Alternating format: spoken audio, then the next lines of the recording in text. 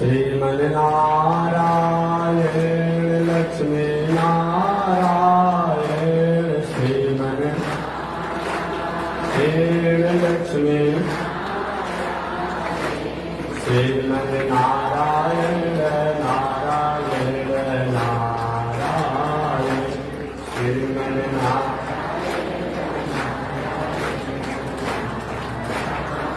बोलिए लक्ष्मी नारायण भगवान की।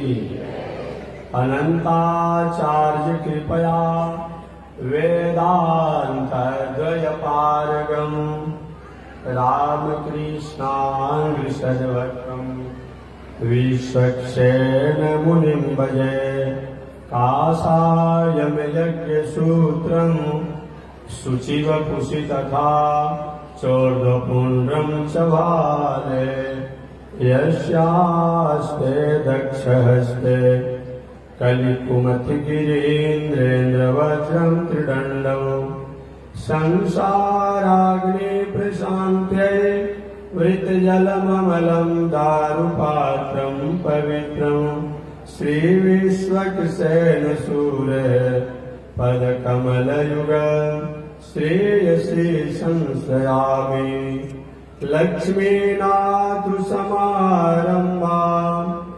नाथयामुनिमध्यमाम् अस्मदाचार्यपर्यन्ताम् वन्दे गुरो परम्परा।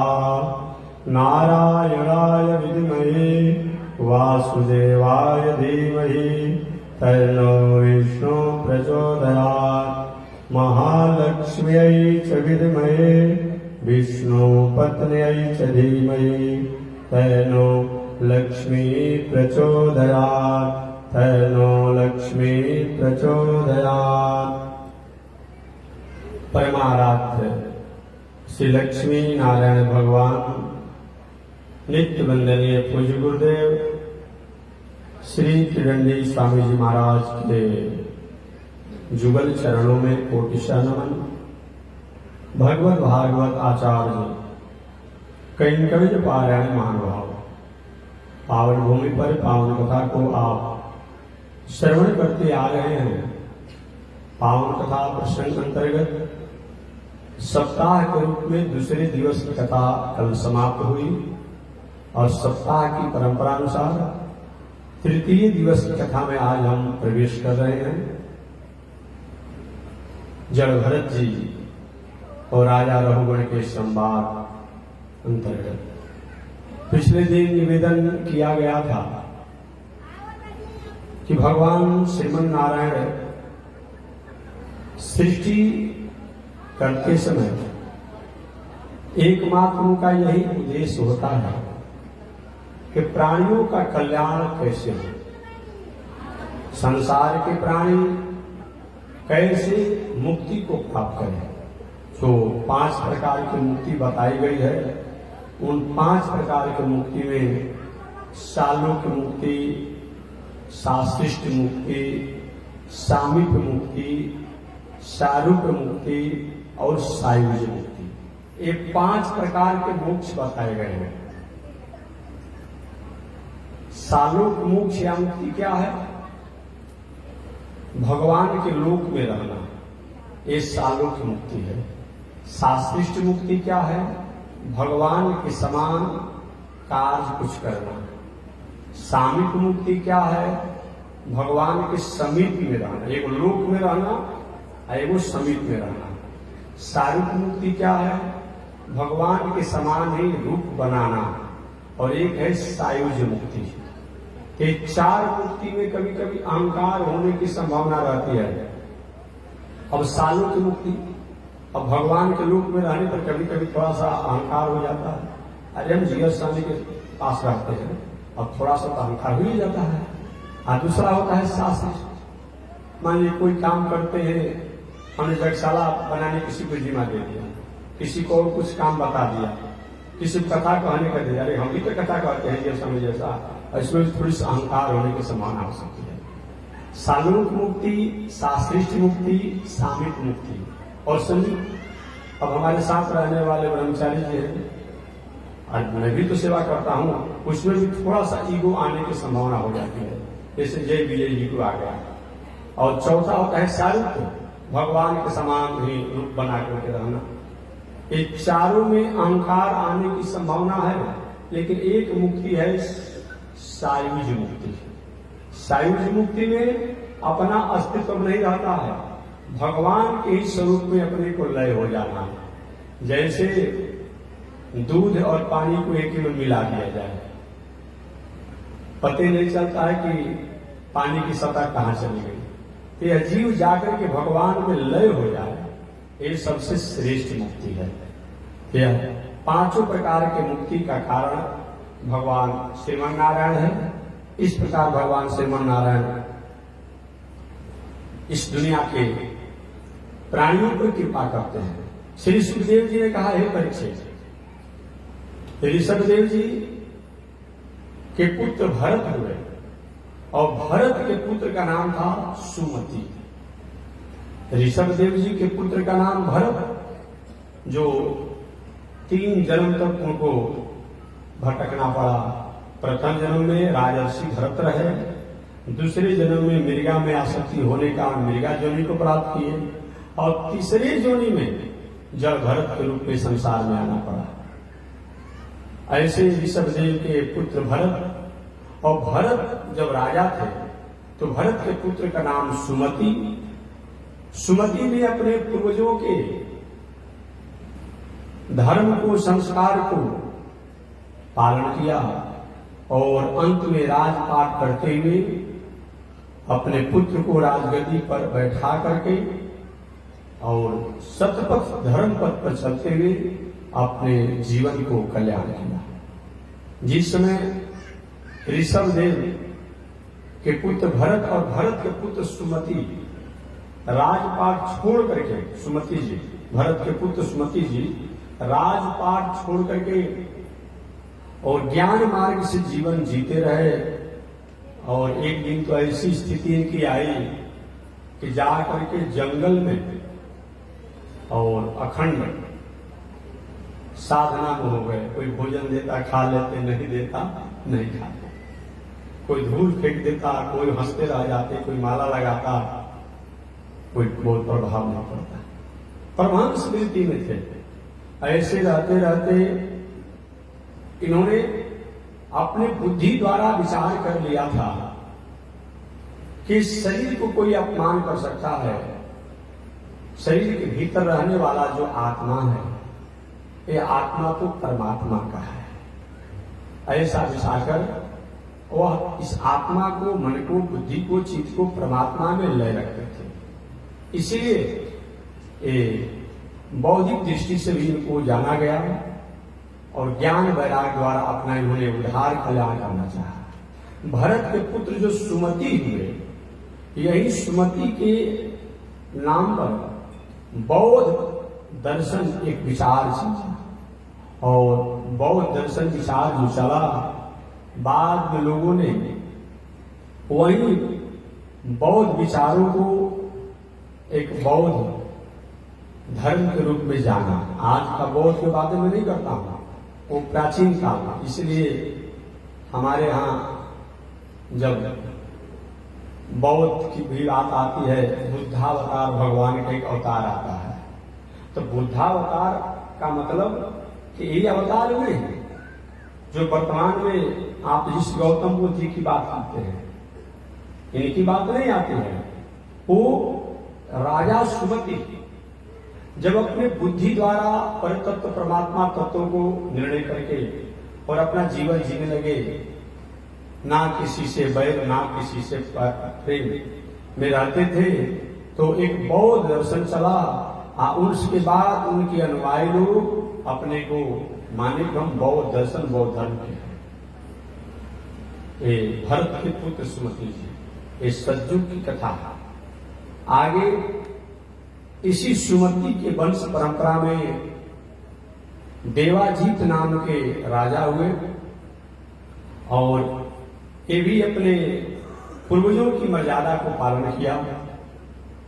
सुमति पुत्र देवाजीत के वंश परंपरा में एक नक्त नाम के राजा हुए और इनके वंश परंपरा में गय नाम के राजा हुए और इनके वंश परंपरा में आगे चल करके चित्ररथ नाम के राजा हुए।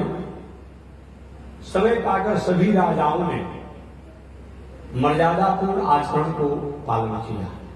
समय बीतते चला गया और समय बीतने के बाद प्रियव्रत जी के वंश परंपरा में अंतिम राजा के रूप में विरज हुए।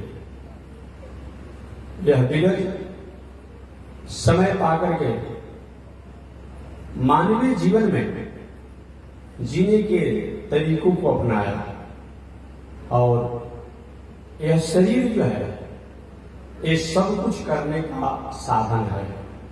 शरीरम वसुधि ज्ञानम, ये हमारा आपका शरीर जो है इसी के द्वारा हम पूजा करते हैं, पाठ करते हैं, यज्ञ करते हैं, दान करते हैं, तीर्थ करते हैं, व्रत करते हैं, धर्म करते हैं। जो कुछ करना है इस शरीर के द्वारा होगा। शरीरम वसुधि ज्ञानम, शरीर जो है सभी प्रकार के ज्ञान विज्ञान का कारण है। एज यू लाइक इट, अर्थ धर्म काम मोक्ष, ये चारों चीजों की अगर कारण कोई है इसका है शरीर। इसलिए महर्षि वेद व्यास जी महाराज ने भी कहा, निर्देहमाजम सुलभम सुदुर्लभम पर्वम सुकल्पम गुरु कर्णधारम मयानुकूल। निर्देह माध्यम कहते हैं कि मनुष्य का शरीर जो है माध्यम है अर्थ धर्म काम मोक्ष का। इसलिए इस शरीर को हमें सतपथ और सद्विचारों में ही लगाना चाहिए कि सारे दुनिया का कारण इस शरीर है। आगे राजा परीक्षित का महाराज ये भी आप बताइए, आपने कहा था कि प्रियव्रत जी ने सूर्य कभी अस्त न हो ये विचार करके 7 बार पृथ्वी का परिक्रमा किए, तुम्हें अस्त होने ही नहीं दूंगा।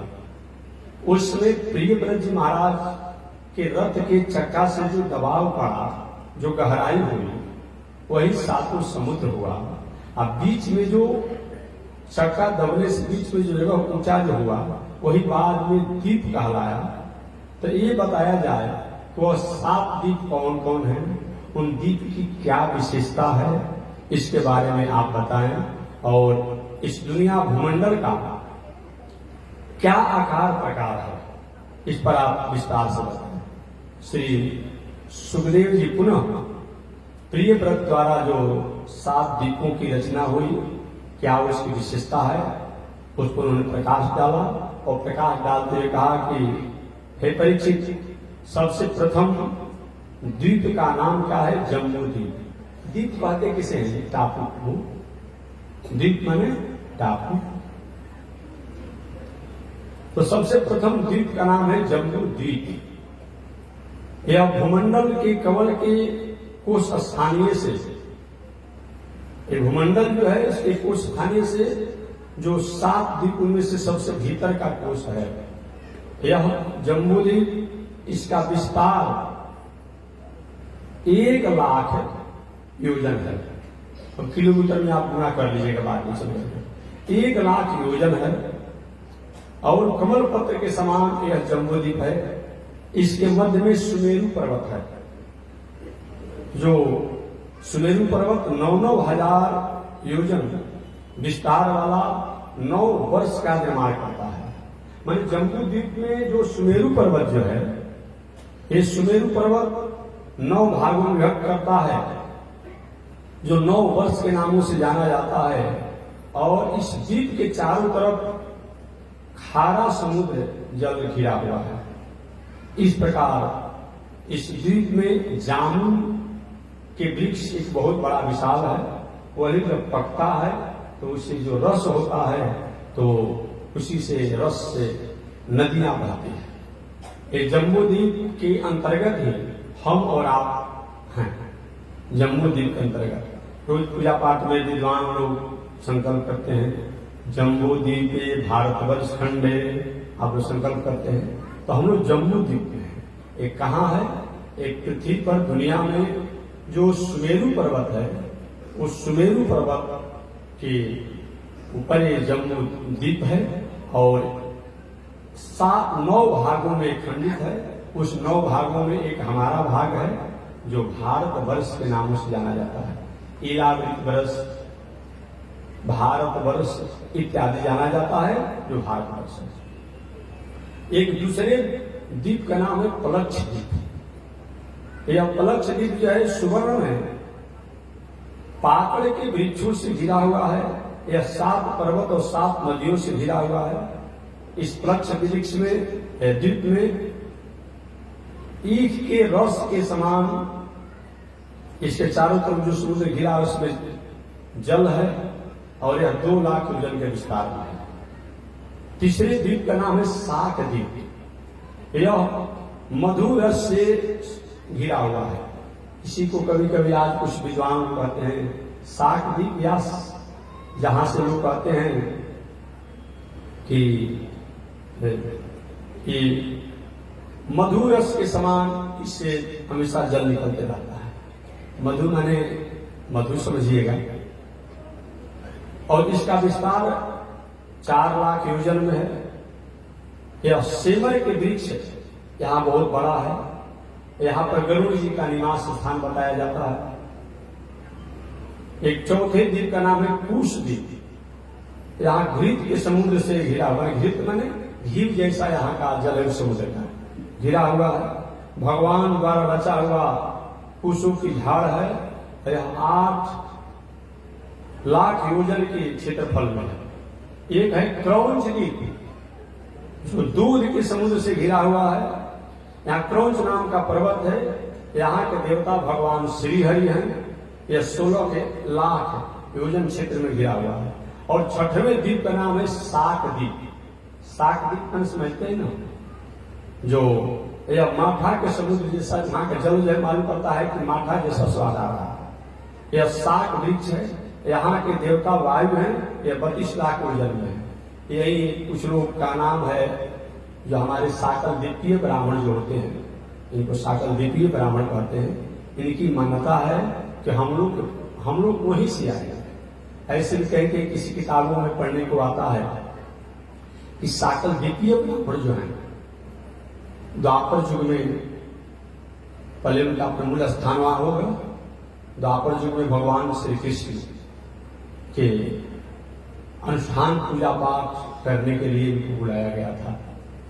और उसके बाद से फिर अपने अनुसार अलग अलग जगहों पर डेरा चलते रह गया हो गया। जैसे आप लोग यहाँ के रहने वाले हैं, आपका बेटा कहीं नौकरी करने गया, वहां मकान बना लिया, वहां से दूसरे जगह बिजनेस करने चला गया, उसका बेटा कहीं अलग चला गया। तो जैसे एक ही व्यक्ति 10 जगह का हो जाता है। तो मूल जो है वो साकद्वीपीय ब्राह्मण वहां से आए हैं कि भगवान श्री कृष्ण की पूजा पाठ करने के लिए ये वहां से आए थे। यह वृक्ष यहाँ शाक का वृक्ष है। यहाँ के देवता वायु हैं और यह 32 लाख योजन के क्षेत्रफल में है। 7वें द्वीप का नाम है पुष्कर द्वीप। इसमें स्वर्णमय कमल है। यहाँ मीठे जल का समुद्र से घिरा हुआ है। ये द्वीप के बीच में मानसोतर नाम का पर्वत है। इसके बीच में मानसोतर पर्वत है। यह 64 लाख योजन के क्षेत्रफल में घिरा हुआ है। एक ब्रह्मा जी रूप हरि की आराधना, यहाँ पर ब्रह्मा जो है भगवान श्रीमन नारायण की ये पुष्कर द्वीप के मानसोतर पर्वत पर आराधना करते हैं। इस प्रकार जहां हम लोग निवास करते इस पृथ्वी पर, इस दुनिया में, इस भूमंडल में हम निवास करते हैं और निवास करने पर बताया गया है ये जम्बू द्वीप जहां हम लोग निवास करते हैं। ये जम्बू द्वीप है। अनेक द्वीपों में जम्बू द्वीप जो है श्रेष्ठ बताया गया है। और द्वीपों के रहने वालों का आचरण उस प्रकार से नहीं बताया गया है भगवान के प्रति, धर्म के प्रति, संस्कार के प्रति, जैसे हम जम्बू द्वीप के लोगों को बताया गया है। जम्बू द्वीप के 9 खंडों में केवल भारतवर्ष जो है यही कर्म भूमि और धर्म भूमि है। जम्बू द्वीप में जो 9 भाग जो बताया गया है उसमें ईलावृत खंड या ईलावृत वर्ष, भारतवर्ष, तो सबसे श्रेष्ठ अगर कोई जगह है उसका नाम है भारतवर्ष या भारतवर्ष खंड। यहाँ पर कर्म भूमि और धर्म भूमि मानवों का बताया गया है, और जितने भी दुनिया में देश हैं वो भोग भूमि है। वो लोग भोग को ही अपने जीवन का प्रधान आधार मानते हैं, साधन मानते हैं। लेकिन भारत भूमि के लोग अपने साधना को, अपने आराधना को, अपने प्रपत्ति को, अपने भक्ति को अपना जीवन का प्रधान मानते हैं। इसलिए और जगहों पर कथा प्रवचन नहीं होता है। शायद आपने सुना होगा, कभी मैंने सुनाया होगा कि एक बार तो वही सुखदेव जी राजा परीक्षित को जब कथा सुना रहे थे भागवत की, तो देवता लोग अमृत के कलश लेकर के स्वर्ग से आए थे राजा परीक्षित को पिलाने के लिए। सुखदेव जी ने पूछा, भैया कैसे आप लोग आए?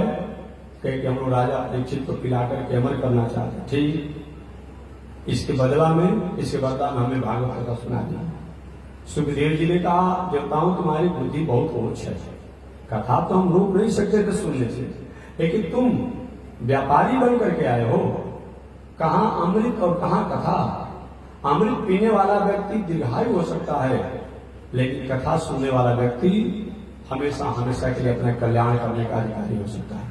इसलिए तुम अधिकारी नहीं हो, तुम्हें आ सकता है।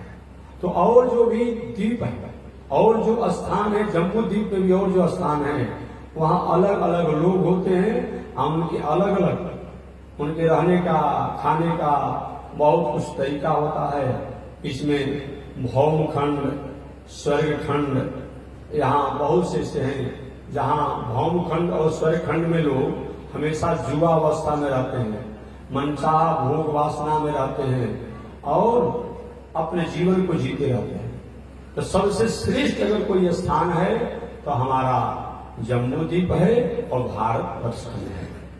यह भारतवर्ष, आगे श्री सुखदेव जी ने अंतरिक्ष, भूगोल, खगोल इत्यादि के बारे में बताया और अंत में कहा कि धन्य है यह भारतवर्ष, भारत भूमि, जहां गंगा जैसे पवित्र नदी भी बहती है। गंगा जैसे पवित्र नदी भी धन्य है भारत भूमि जहां बहती है। गंगा जी के बारे में आपने कभी सुना होगा, यहाँ तो बहुत संक्षिप्त में, लेकिन मैं आपको निवेदन कर दूं कि गंगा जी के बारे में आपने श्रवण किया होगा कभी कथा का। भगवान कपिल देव जी सागर के तट पर तपस्या करते थे अपने माता पिता के आत्म कल्याण होने के बाद। सूर्यवंशी सगर महाराज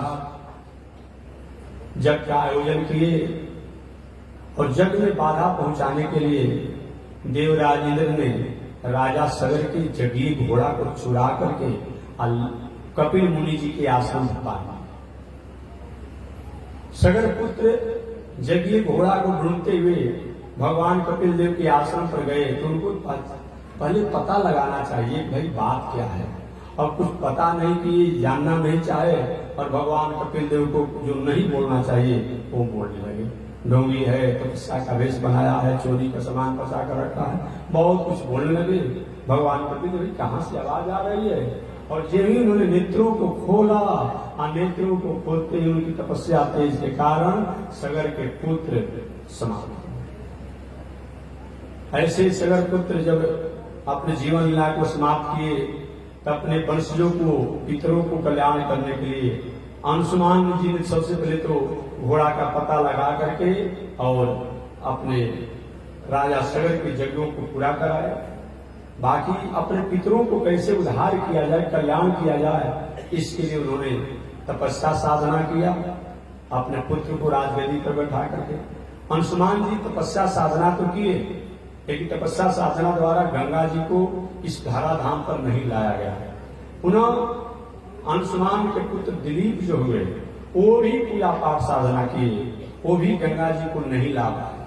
पुनः दिलीप के पुत्र जो राजा भगीरथ हुए वो भी अपने पुत्रों को राजपाट दे करके और तपस्या किए। तपस्या से गंगा जी प्रसन्न हुई कि बेटा मैं तुम्हारी तपस्या से प्रसन्न हूं, तुम्हारे 3 पुरी ने हमें पृथ्वी पर ले जाने के लिए प्रयास किया है, लेकिन मैं पृथ्वी पर जाना नहीं चाहती हूँ। कि माता जी क्यों नहीं जाना चाहती हूँ? कि पृथ्वी पर जाने के बाद पापी लोग भी हमारे में स्नान करेंगे और धार्मिक लोग, जो दुनिया का जो भी गंदगी होगा सब हमारे में ही डाला जाएगा, सब किया जाएगा। अतः मैं जाना नहीं चाहती, मैं देवलोक में ही जाना चाहती हूँ। तो मेरे पितरों का उद्धार कैसे होगा? वही अंत में होगा कि ठीक है, पापी लोग स्नान तो करेंगे, लेकिन समय समय से जब कुंभ इत्यादि का अवसर होगा या संत महात्मा लोग उत्सव में, महोत्सव में, आयोजन में कहीं आप में स्नान करेंगे, आपका दर्शन करेंगे, आपको प्रणाम करेंगे तो आप पवित्र हो जाओगे। इसीलिए गंगा जी ठीक, चलो मैं आऊंगा। वही पहले गंगा जी के बारे में आप जानते हैं कि गंगा जी जिस समय दैत्यराज बलि जी जब कर रहे थे और बावन भगवान इधर बक्सर में प्रकट हुए थे, इनका जनेऊ संस्कार हुआ। जनेऊ संस्कार में गुरु पुरोहित को दक्षिणा दिया जाता है, तो दक्षिणा के रूप में कुछ दक्षिणा बावन भगवान ने बृहस्पति जी को दिया। बृहस्पति जी की इतनी दक्षिणा से हमारी काम नहीं चलेगी, हमारे जजमान देवता लोग दुखी हैं, तुम्हारा तब क्या किया जाए? करना यही है कि हमारे जजमान देवताओं के राज को दैत्यराज बलि ने छीन लिया है। देवताओं के पास पैसा, हिम्मत नहीं रह गया है, बल नहीं रह गया है, पराक्रम और पुरुषार्थ नहीं रह गया है जो दैत्यराज बलि से राज को ले ले। तो आप भिक्षा मांग करके उस राज को हमारे जजमान को लौटा दीजिए।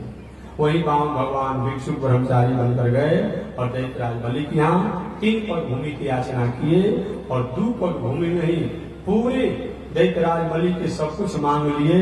और 1 पग भूमि जब बचा तो दैत्यराज बलि के शरीर को ही नाप लिए। दैत्यराज जब बावन भगवान प्रथम पैर को जब ब्रह्मलोक तक जब उठाए तो ब्रह्मा जी ने सोचा अच्छा मौका मिला हुआ है और भगवान वामन के चरणों को धो करके अपने कमंडल में रख दिए कि समय से काम आएगा। वही चरण धोया हुआ जो है, एक बार देवताओं ने प्रार्थना किया कि बाबा आपके ब्रह्मलोक में तो भगवान का चरणामृत है, लेकिन हम देवलोक में भी रहना चाहिए भगवान का चरणामृत। तो ब्रह्मा जी ने अपने कमंडल से थोड़ा सा जो देवताओं की जो लोक है उसमें जो नदी है उसमें गिरा दिया। आज भी देखेंगे हम लोग कोई पूजा पाठ करते हैं ना, तब 5 किलो कल का पानी होता है, कहीं बक्सर से गंगाजल कहीं ला करके 1 किलो आधा किलो रखे तो क्या करते हैं, 2 बूंद उसमें गिरा देते हैं ना। अब मान्यता हमारी आपकी हो जाती है कि सब जल जो है गंगाजल हो गए। आज भी हम लोग करते हैं, सब जल गंगाजल हो गए, मानते हैं ना। तो ब्रह्मा जी ने अपने कमंडल से 2-4 बूंद जल को देव नदी, स्वर्ग की नदी में गिराया। इस प्रकार से वह देव नदी के भी नामों से जाना है। वही देव नदी जब भगीरथ राजा तपस्या की कि माता जी आप कृपा करें, तो गंगा जी ने धार को कौन बर्दाश्त करेगा? कोई नहीं स्वीकार किया। बाबा भूत भाव ने कहा मैं इसको स्वीकार करूंगा। और वही भूत भावन शंकर जी ने गंगा जी के धार को अपने मस्तक पर स्वीकार किया, जो शंकर जी का एक नामा हो गया जटा शंकरी। जटा शंकरी माने गंगा जी का एक नाम जटा शंकरी भी हो गया। शंकर जी की जटा में रहने के कारण भगीरथ महाराज ने प्रार्थना कि हमारा काम तो अधूरा रह जाएगा, हम अपने पितरों के कल्याण करने 3 पीढ़ी से हम तपस्या करते आ रहे हैं हमारे लोग। शंकर जी ने अपने जटा से जल के प्रवाह को किया। वो पृथ्वी पर आई, हरिद्वार में प्रथम बार आई, जो वही हरिद्वार में आने पर उनका नाम पड़ गया गंगा। हरिद्वार से पहले जटा शंकरी के नामों से जानी गई और शंकर जी की जटा शंकरी से पहले देव नदी के नामों से जानी गई। वहां से पहले विष्णु पादोदकी के नामों से जानी गई जब ब्रह्मा जी कमंडल में थी। और वही जब पृथ्वी पर आई तो गंगा जी के रूपों में और गंगा जी के नामों से जानी गई। और वही गंगा जी को प्रसन्नता में रथ आगे आगे चल रहा था भगीरथ महाराज का और गंगा जी पीछे पीछे चल रही थी, इसीलिए उसी गंगा जी का एक अलग नाम हो गया भागीरथी गंगा। भागीरथी गंगा का मतलब कि राजा भागीरथी के रथ के पीछे पीछे जितना रथ का जो सीमा था उसकी सीमा में होते हुए वो चली जा रही थी, इसीलिए उनका नाम पड़ गया भागीरथी गंगा। और आते आते एक संत थे जहनु ऋषि, वो तपस्या कर रहे थे। अब इतने प्रेम के भावना में भावित थे भागीरथी जी कि इनको नहीं हो सवास रहा कि कम से कम ऋषि के आश्रम को बचा करके और गंगा जी को आगे सागर की तरफ ले चला जाए, और उनके आश्रम के नजदीक गई। जहनु ने कहा थोड़ा भी विचार नहीं किया गया। अब क्या कि गंगा जी को फान कर गए। ऋषि तपस्वी से साधक थे, फान कर गए। दो दो ऋषियों की कथा आती है। एक तो जहनु ऋषि ने गंगा जी को ही पी गया, और दूसरा ऋषि कौन हुए? अगस्त ऋषि, जो समुद्री को पान कर गए। कथा आपने सुना होगा। अगस्त ऋषि भी समुद्र को पान कर गए। अगस्त ऋषि एक बार समुद्र को के पान कर गए। बार बार दैत्य लोग, राक्षस लोग संत महात्मा देवताओं को मार करके जाकर समुद्र किनारा समुद्र में छिप जाते थे। सारे देवता बचे कुछ लोगों ने प्रार्थना कि महाराज हम संकट में फंसे हुए हैं, भगवान कुछ नहीं कर पाते हैं, क्या कर? जाकर समुद्र में छिप जाता है लोग।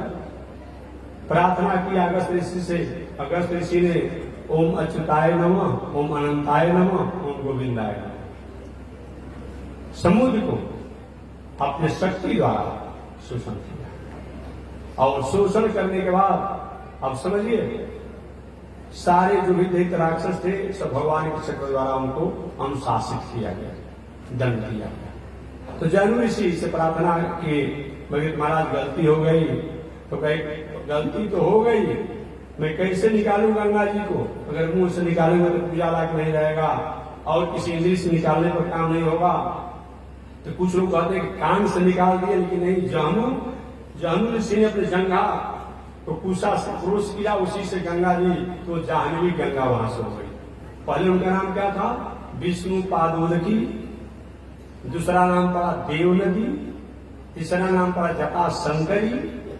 हरिद्वार में आई तो गंगा के नामों से जानी गई। आप भगीरथ राजा के रथ के पीछे भी चलने से करते भागीरथी गंगा के नाम हो जानी गई।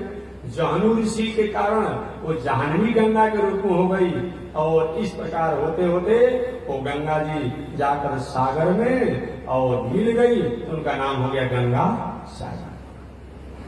धन्य है वह गंगा जी।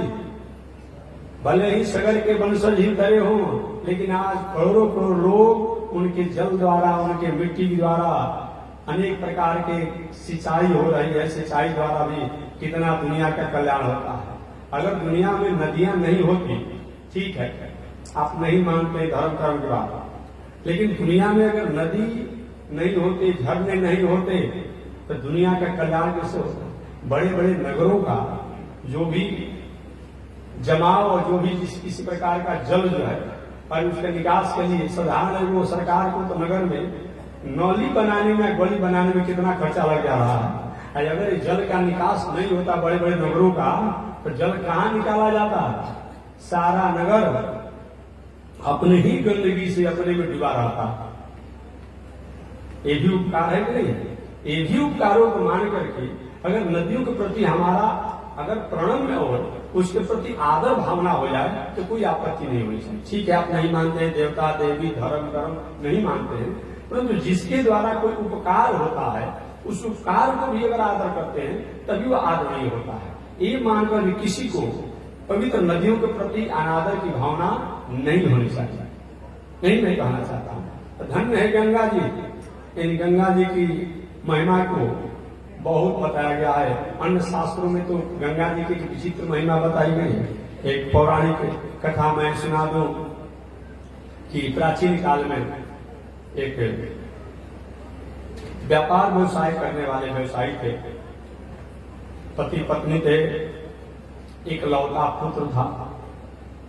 एक लौता पुत्र या पुत्री, बेटा या बेटी, किसी किसी का लायक होता है, न था वो थोड़ा मन का थोड़ा बहुत अच्छा नहीं होता, मन बढ़ू जिसको अपनी भाषा में आप लोग कहते हैं।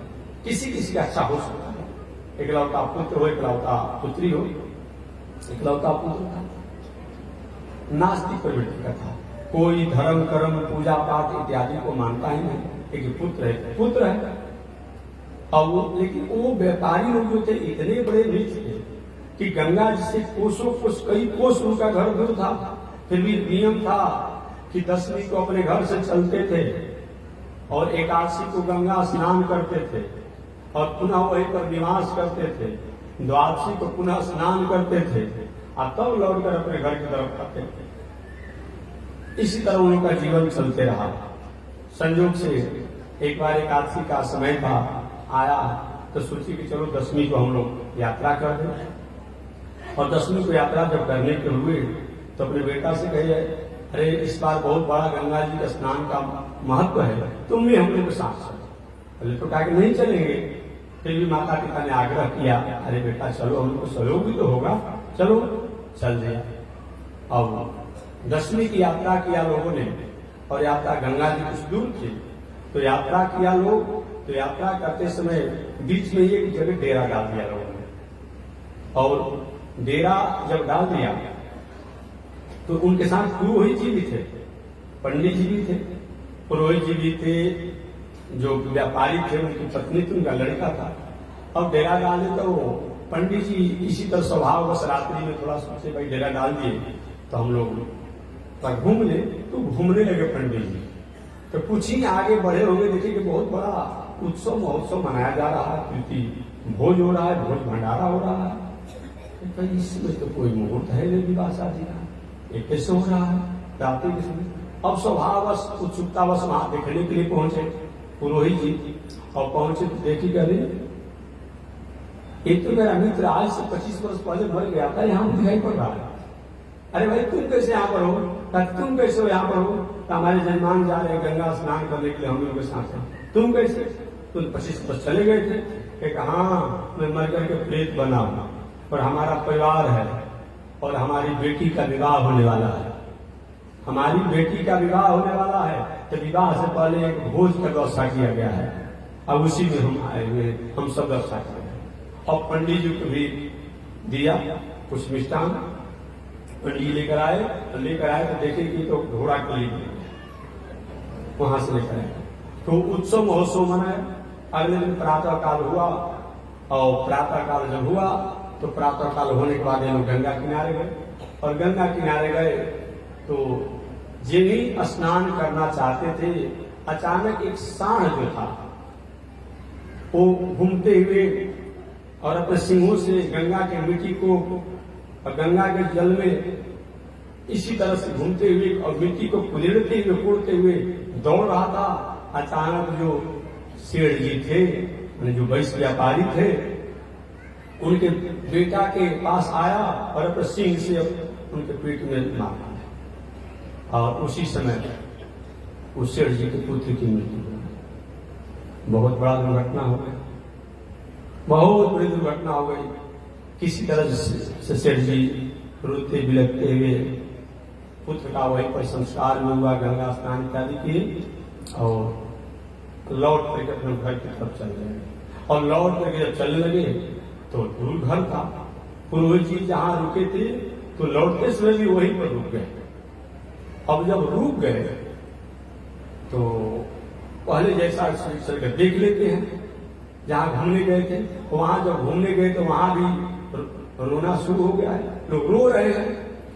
अरे अब क्यों रो रहे हो, अब क्यों रो रहे हो, कि रो इसी रहे हैं कि जिससे मेरी बेटी का विवाह होना था अब विवाह नहीं होगा मेरी बेटी का, इसीलिए मैं रो रहा हूं।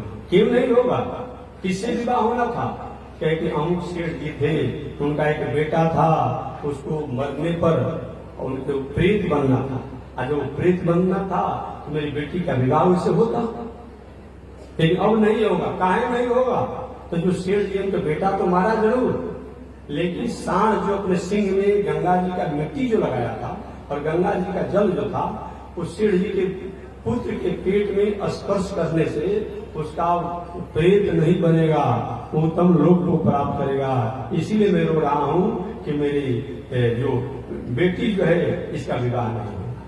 इतना बड़ा गंगा की मिट्टी का महत्व है और गंगा जल का महत्व है, लेकिन आज हम लोग क्या करते हैं। एक व्यवहारिक में निवेदन करना चाहूंगा महानुभावों से, पुरुषों स्त्रियों से। प्राय लोग जाते हैं तीर्थों में दर्शन करने के लिए, गंगा जी किनारे, गंगा जमुना इत्यादि जो भी नदियों के पवित्र जो जाते हैं। अब क्या करेगा लोग, वहीं पर मुंह धोएगा, वहीं पर लघुशंका करेगा, वहीं पर पैखाना करेगा और वहीं पर स्नान करेगा। ये कौन सा धर्म है भाई, बता दीजिए। ये आप पाप कर रहे हैं कि पूर्ण कर रहे हैं? ऐसा कहीं समाज में होता होगा, इस पर विचार करना चाहिए। कोई भी पवित्र जलाशय हो, गंगा हो, जमुना हो, तीर्थ हो, व्रत हो, उससे कुछ न कुछ दूरी हट करके लघुशंका पैखाना हो, सब चीज होना चाहिए। ये करते क्या है, वही बगल में शौचो करेंगे, लघुशंकु करेंगे, पैखानो करेंगे, मुंह धोएंगे, स्नान करेंगे। ये स्नान का पुण्य होगा, कहीं पापे हो जाएगा। ऐसा होता होगा समाज में, होता तो है। इस पर थोड़ा सा विचार करना चाहिए। इसलिए आजकल सरकार द्वारा अच्छी व्यवस्था की जा रही है कि जो पवित्र से नदियां हैं, जलाशय हैं या देवालय हैं, वहां के आसपास के बाथरूम, शौचालय बना दिया जा रहा है। कभी भी अन्य क्षेत्रे कृतम पापम तीर्थ क्षेत्रे विनश्यति और तीर्थ क्षेत्रे कृतम पापम वज्रलेपो भवति। हमारे द्वारा जान अनजान में कोई गलतियां हो जाती है, वो तीर्थ स्थानों में, पवित्र नदियों में स्नान, ध्यान, प्रणाम करने से हमें सुकृत होता है। लेकिन अनजान में भी कहीं गलती हो जाती है तो उसका तो दंड भोगना पड़ता है। हम गंगा में स्नान करते हैं, अच्छी बात है, लेकिन गंगा में स्नान करना अच्छा बात होने पर भी गंगा किनारे जो शौच करते हैं, लघुशंका करते हैं, पैखाना करते हैं और वहीं पर दंत धावन करते हैं, दंतवन फेंक देते हैं, ये बात ठीक नहीं है। इस पर विचार होना चाहिए। जितना पूर्ण नहीं होता है उतना पाप हो जा रहा है, पाप हो जा रहा है।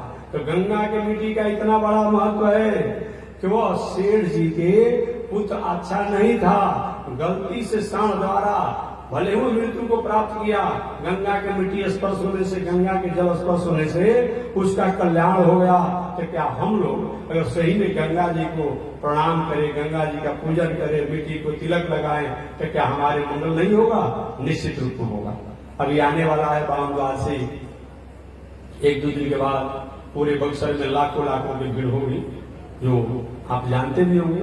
बहुत लोग दशमी से ही जाएंगे, एकादशी को नहाएंगे, दशमी को नहाएंगे, द्वादशी को नहाएंगे, न लौट करके आएंगे। अच्छी बात है, लेकिन कभी भी हमारे द्वारा गंगा या और भी जो पवित्र नदियां हो, उन स्थानों को हम गंगा न करें, क्योंकि गंगा केवल या और पवित्र नदियां केवल नदी नहीं है, बल्कि हमारे जीवन की एक क्या है, वो आधार है। इन नदियों के कारण ही हमारा आपका जीवन है। अन्यथा नदियां नहीं होती तो सब कुछ रहने के बाद भी हमारे पास कुछ नहीं होता। आज नगरों के कितने कितने कूड़े करकट गंदगी को जो नदियों के माध्यम से जो ले जाकर हटा दिया जाता है, नगर पालिका जिंदगी भर लग जाएगा सफाई करते करते, जितना नहीं कर पाएगी उतना वो बाढ़ इत्यादि अवसरों को सब सफा हो जाता है।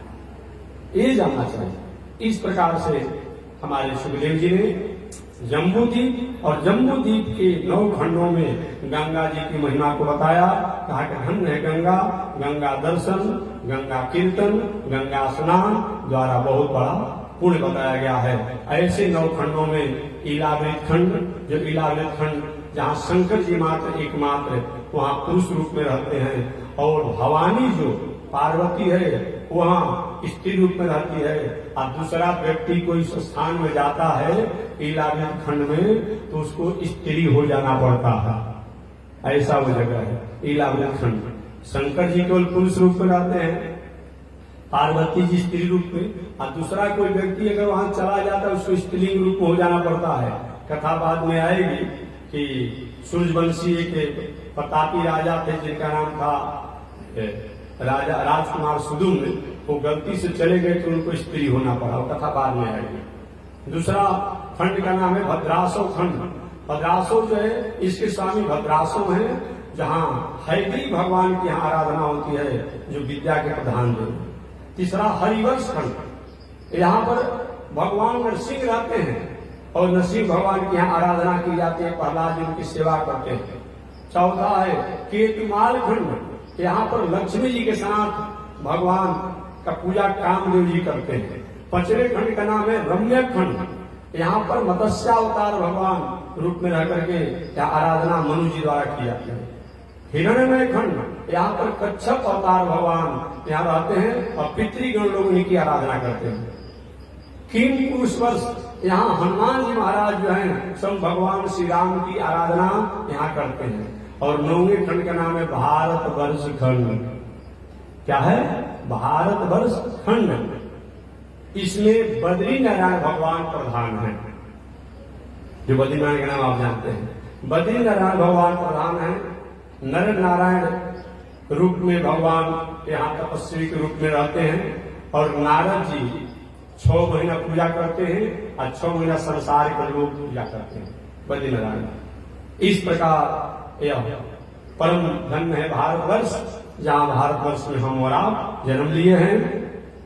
अहो अमीषा किम कार्य शोभनम प्रसन्न ऐसा स्विदुतम स्वयं हरे जनैर्जन्मा लब्धम यशो भारताजीरे मुकुंद सेवैक प्रियम स्पृहाहिना। धन्य है वह जीव जो भारतवर्ष में रहता है और भारतवर्ष में रह करके भक्ति और सेवा करके भगवान को प्रसन्न करके अपने जीवन को धन्य करता है। यह मौका भारतवर्ष के अलावा और भारत खंड के अलावा और कहीं नहीं मिलता है। यही भारतवर्ष, यही भारत खंड में कई भगवान श्रीमन नारायण राम रूप में आते हैं, कई भगवान श्रीमन नारायण कृष्ण रूप में आते हैं और आकर के दुनिया के लोगों को कल्याण करते हैं। यही भारतवर्ष है।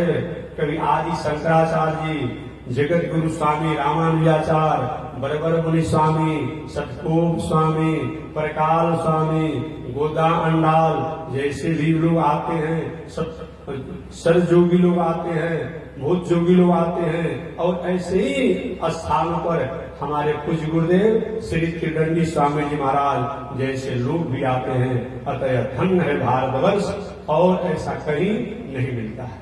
इसलिए भारतवर्ष की महिमा श्रेष्ठ है।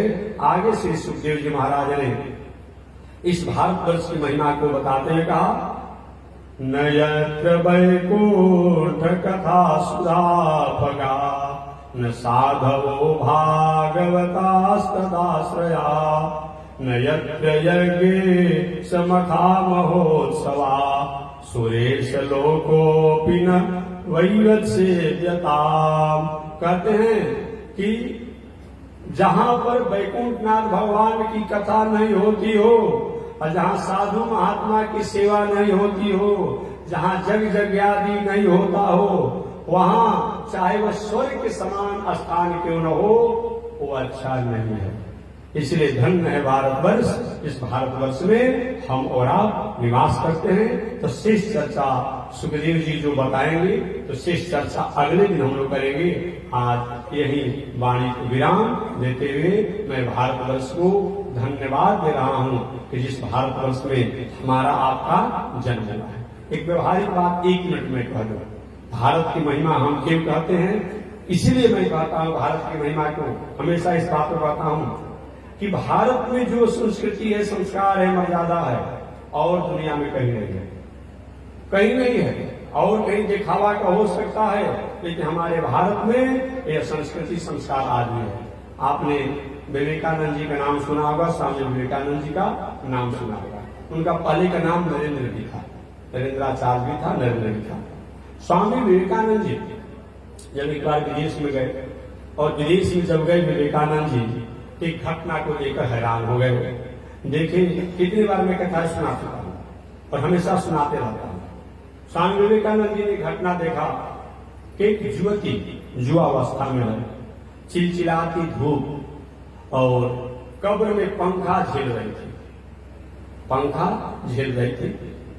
तो स्वामी विवेकानंद जी के मन में थोड़ी सी अपने देश के प्रति और अपने देश के ऋषियों के प्रति, अपने देश के ग्रंथों पर थोड़ा सा पक्षपात की भावना जागृत हुई कि हमारे ऋषियों ने अपने देश का, ग्रंथ का, स्त्रियों का बहुत महिमा बताया है कि पतिव्रता नारी सदाचारिणी, और कोई नारी होती है तो भारत में होती है और दुनिया में नहीं होती है।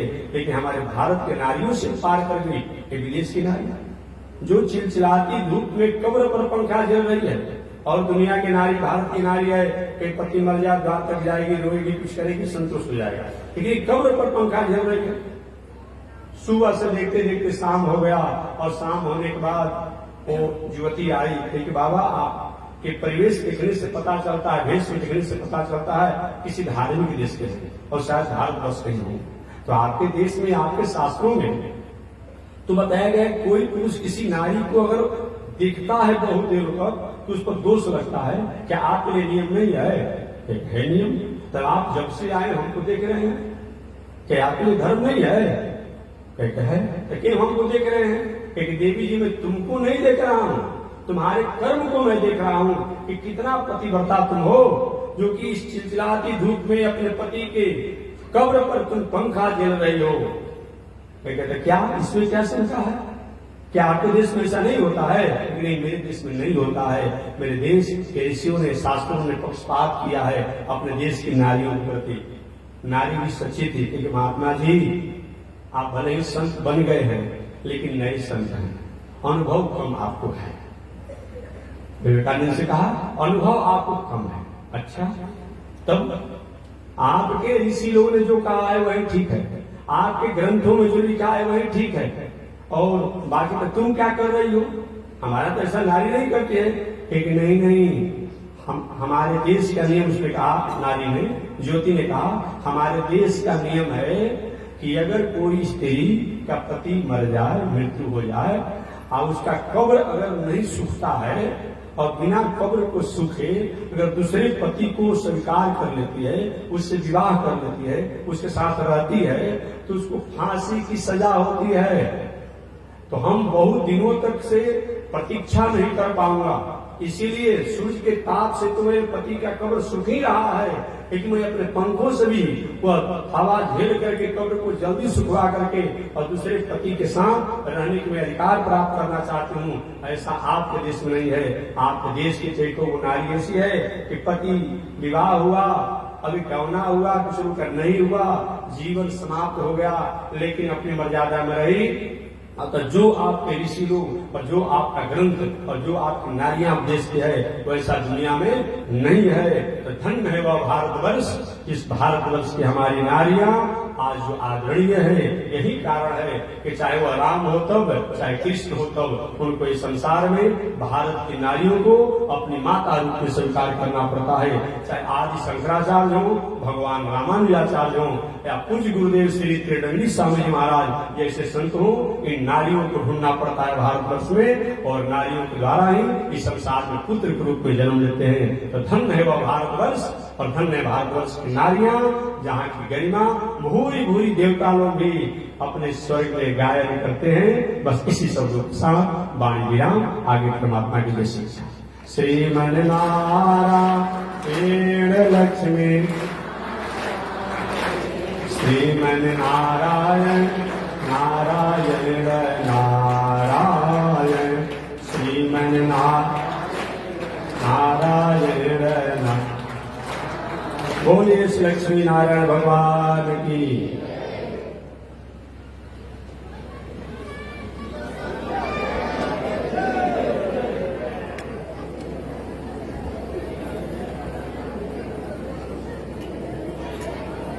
ओम चंद्रमा मनसो जात चक्षो सूरजो जायत श्रोत्रात्मायुष प्राण समुखादिर्निरजायत श्री सुदय लक्ष्मी सवत्न्या बहुरात्रे पार्श्वे नक्षत्रानुरूपमस्मिनो व्यातम् विषयनिगाढ मोमयि गाढ सर्वलोकं मयि गाढ तासायं यज्ञसूत्रम् शुचिवकुशितथा चोर्धपुण्ड्रं च वाय यस्यास्ते दक्षस्ते कलिकुमतिगिरीन्द्रेन्द्रवज्रं त्रिदण्डं संसाराग्नि प्रशान्ते मृतजलममलं दारुपात्रं पवित्रं श्रीविश्वक्सेन शुभ्रे पदकमलयुगं श्रेयसे संश्रयामि अमर्यादशूद्रश्चलमतिरसोय्या प्रसव कृतज्ञो दुरमानि स्मर भरवसो वञ्चन पर निसंसापावेश कथमामितो लोकजलदे तपारादोत्रीणस् तव परिचरेयं चरणयो।